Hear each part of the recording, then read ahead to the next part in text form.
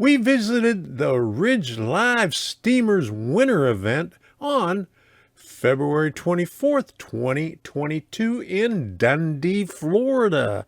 So let's see what we saw there. Hi, I'm Tom Kovichak, and this is Tom's Trains and Things. This channel was created to help other modelers who are in need of guidance in pursuing their dream of building a model railroad. And it doesn't matter how big that model railroad is, because you'll see here on the 7.5-inch gauge railroad here in Dundee, Florida. So let's go. Ridge Live Steamers in Dundee, Florida hold 4 3-day open houses throughout the year. They're located just north of Lake Wells. It's a 7.5-inch gauge track built to the IBLS standard with 7,500 feet of main line and 7,300 feet of sidings. There's currently 800 feet of dedicated storage track plus multiple storage buildings. You can see that it has a pretty extensive track plan. We spent a little bit over an hour and a half there and only got to see about 1/5 of the entire place. We planned on taking a ride around there on a train, but Debbie's back was hurting too bad, so we left. There is another open house at the end of March that we plan on attending again. So I'll be sure to take a lot more videos when I'm there the next time. Although most steam locomotives come as a kit in this gauge, this diesel-electric locomotive was completely scratch-built. And, of course, it was my favorite. How's this one powered? It has 4 golf cart batteries sitting down in the fuel tank. And then it has 2 salvage wheelchair motor gearboxes. Oh, yeah? Oh, wow. You know, the kind of wheelchair that has 2 motors and steers like a tank. Yeah. That is the flange that the wheelchair wheel bolted to. Oh, okay. These 5 studs are the studs that went to the wheel flange. So I bought a sprocket with the oversized bore that you can weld in hubs of different diameters and drilled it to the bolt pattern of the wheel. Radiator fans are actually traction motor blowers. They pull cooling air from through the truck up around, or actually through this space. Oh, okay. Up around the motor brushes and everything. Did you build everything yourself? Other than the wheels. I bought the wheels, I bought shafting for axles. There's absolutely no machining in this locomotive at all. I did sheet, I got a steel fabricator, a plasma cut the side frame. Yeah, oh wow. They're 6x6 by 1/2 inch steel angles welded together like that, which gives you 12 inches outside, which is what you need. Oh, okay. So after they were plasma cut, I bolted them together back to back, hand filed the journal holes to assure parallelism, and then piece marked them, unbolted them, and then pulled them out, they're welded together like that. How long did it take you to build it? About 2 years. Yeah. But I was thinking about it for about 10. Yeah. The journal actually is a 2-inch ball bearing, 3/4 inch bore that goes right on the shafting that I bought for axles, and the outside is 2 inches, so it slides in the side frame and the block that's welded in the back there. Yeah. Okay. So this whole journal is only decorative. Just using an available bearing and then covered it with that cover on there. Oh, okay. Derailment last night and dragged the chain back here. And then I discovered that I was missing the second chain, and I went back and looked at the derailment site. Didn't find it, so I assume I could have lost it months ago and not known it, because of course the difference in tractive effort between 6 axles and 5 axles is not much.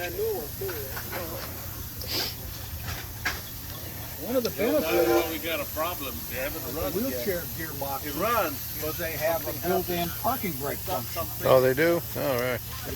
Every one of these wheelchairs and electric scooters that people use, when the motor is not energized, there's a spring-actuated brake on the end of the motor armature shaft. Sort of like parking your car. Yeah. So anytime it's de-energized, it won't roll. So you said it's radio controlled? Yes. Has a golf cart controller in it. So I have a quarter scale servo, one of the larger model servos, operating the potentiometer box that would be on the accelerator pedal of the golf cart. Oh, okay. And then the other channels operate cams and micro switches to engage the reversing relays, the fan controls. It has directional control headlights on it. So whatever direction you go, you can tell because the headlights come on. It also controls the voltmeter circuit. So while when you're going in one direction, the headlight goes on. Say if you're going in that direction, the headlight would go on and the voltmeter at this end comes on. Okay. And if you change the direction of the locomotive, the headlights and the voltmeter switch. Oh, okay. It's totally symmetrical. So there's another power inlet on the other side, diagonally across from this, and another energizing switch. And the switch is double pole wired as a three-way switch. So it's turning off the control power to the golf cart controller and the power to the radio receiver system. So I can turn it on and off from either side. It's just a matter of throwing the switch in the other direction or whatever it's doing. Oh, okay. And I can plug in from either side, so I don't have to walk around the unit, climb over the track or whatever. Whatever side I'm on, I have connection for the battery charger and for the to energize the unit. Shall I say, a combination. It's taking prototype practices and pieces and putting them together and coming up. GE actually built two quite similar locomotives in 1937 for the Illinois Central. CC trucks, truck-mounted couplers like electric locomotive practice. Truck-mounted sandboxes again, which I was really taken with large class 1 type electric locomotives. But I hate the idea of a trolley or an electric locomotive running on a model track without overhead wire. Yeah. It just doesn't, it looks out of place. Yeah. Plus, people can poke their eye out with the pole. So I said, well, I got to build a diesel electric. What can I come up with a diesel electric that has that same flavor? So I started researching all the early diesel electrics. And so this is a missing link. And it tells you in here, actually. And like I say, I have a bunch of prototype photographs and what have you. I could show you that. So that's what it is. Oh, okay. Okay, now of course when it came out in 1929 it would have been all black. Yeah. I didn't want all black, that's sort of hard to see and hard to photograph. Right. I wanted safety orange. So this is as overhauled by the railroad in 1947. Yeah. Of course that's a bass boat charger, you know, for trolling Yeah. motors. Set of horns, real bell. Works. This is the dynamic brake. I discovered that it wouldn't slow down good enough, so I put in a dynamic brake. That end actually has two fans. It has 110 volt fan below the 24 volt fan. Oh, yeah. So that fan runs with this micro switch to keep the battery charger cool if you're charging battery with the lid down. Oh, okay. The other two fans, they run whenever it's energized to cool the traction motor. Oh, okay. Hour meter. All right.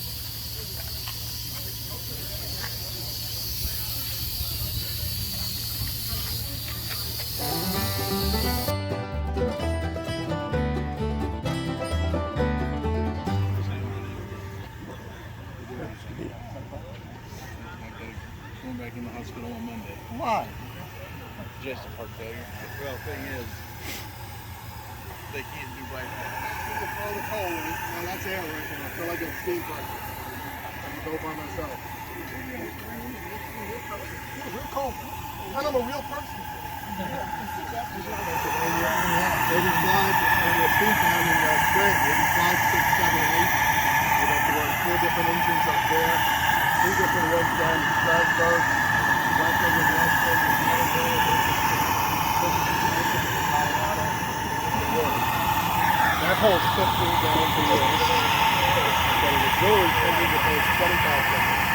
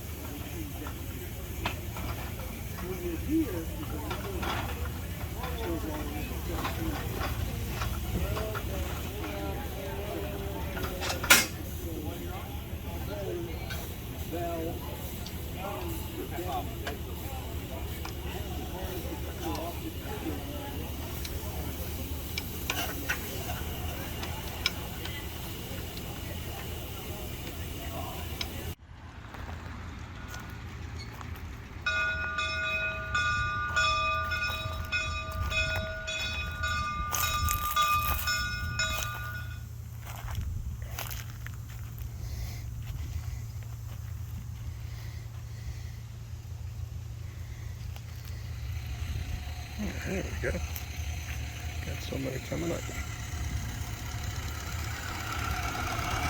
Ah. Miss Shay.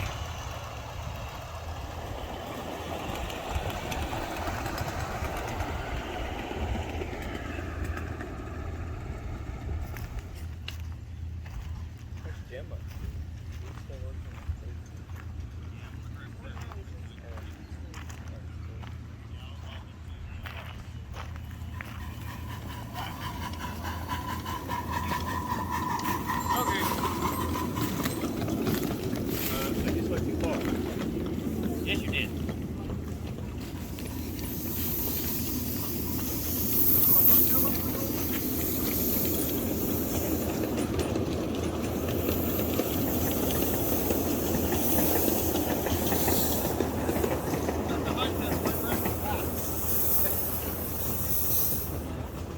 Well, he's got a blue flag on the thing. I can't go that way.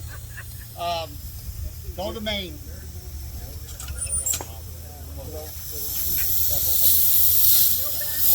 Wait for the green, Bob. You gotta cross yellow. I gotta cross the yellow part. Yeah, boy, yeah, you that's know. right. Cross yellow. I'm stepping right in your photo. That's all right. He's in everybody's photograph. The traveling road foreman was. Yeah. So this is my crazy cousin, my. Oh no. It's gonna be a while, Bob. Yeah. He's just at the station. I just pulled the Shay back in.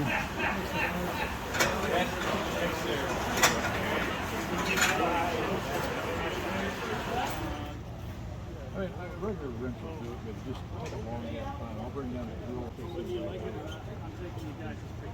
It derailed. It's all his fault. Yeah, we ain't all good stuff right here. Here.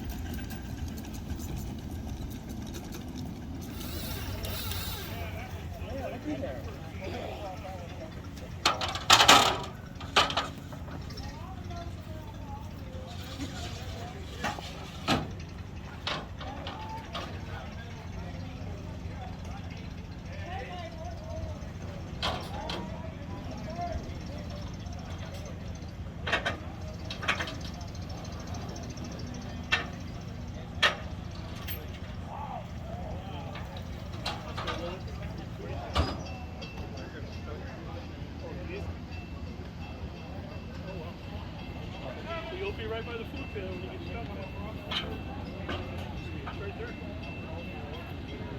Yeah. Right there.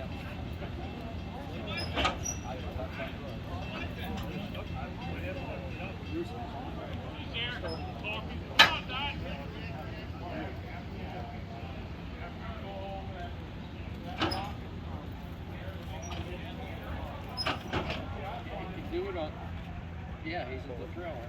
You have to do it online. I don't know, you can have him ask. Are you talking to somebody? Yeah. Oh, okay. I don't know, go over to the trailer, he's there working on stuff. Bye-bye. I thought Scott would be here. Yeah, I talked to him last night. 1 foot. He said probably be around just right. Just right.